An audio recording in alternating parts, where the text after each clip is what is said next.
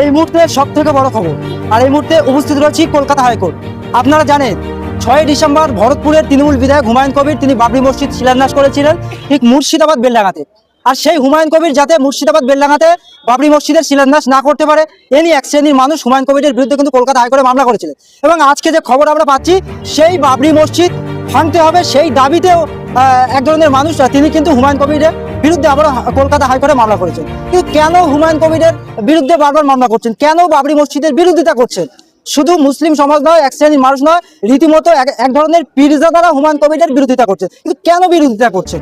তিনি নামে নয়, তিনি কাজেও করে দেখিয়েছিলেন, তিনি কোর্টেও লড়েছিলেন এবং ঠিক মুর্শিদাবাদ বেলডাঙ্গাতেও কি ছিলেন হুমায়ুন কবিরের আইনজীবী অ্যাডভোকেট আলী আফজাল চাঁদ। তার কি বক্তব্য শোনাবো আপনাদের। 6ই ডিসেম্বর হুমায়ুনের বিরুদ্ধে এক শ্রেণীর মানুষ মামলা করেছিল যাতে বাবরি মসজিদের শিলান্যাস না করতে পারে, এবং আজকে আমরা যেটা খবর পাচ্ছি যে বাবরি মসজিদ ভাঙতে হবে সেই ঘটনাকে কেন্দ্র করে হুমায়ুনের বিরুদ্ধে আমরা হাইকোর্টে মামলা করেছি। দেখুন, 6ই ডিসেম্বর বাবরি মসজিদ শিলান্যাস যাতে না হয় সেই মামলা ফাইল করেছিল একজন মুসলমান। তার বাড়ি দক্ষিণ 24 পরগনা জয়নগর থানা, এবং সেই মুসলমান ব্যক্তিটি মামলা করেছিল এবং আমার হাইকোর্টে মামলা লড়েছিল ইনকলাব জিন্দাবাদ যারা বলে সেরকম বাগা বাগা উকিল বাবরি মসজিদ হতে দেবো না বলে মামলাটা লড়েছিল।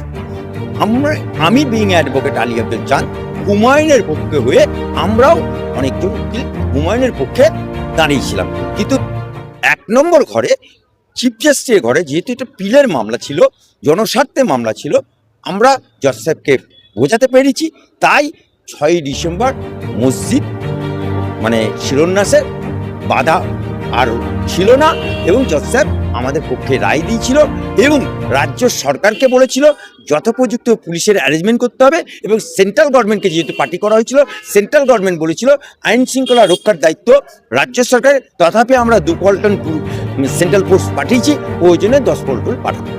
গিয়ে 5 তারিখে হিয়ারিং করে আমি 6 তারিখে ওখানে রায় নিয়ে গেছিলাম, এবং সেখানে আমি গামছা উড়িয়ে মানুষের সামনে বলেছিলাম যে লড়কে লেঙ্গা বাবরি মসজিদ এবং হুমায়ুন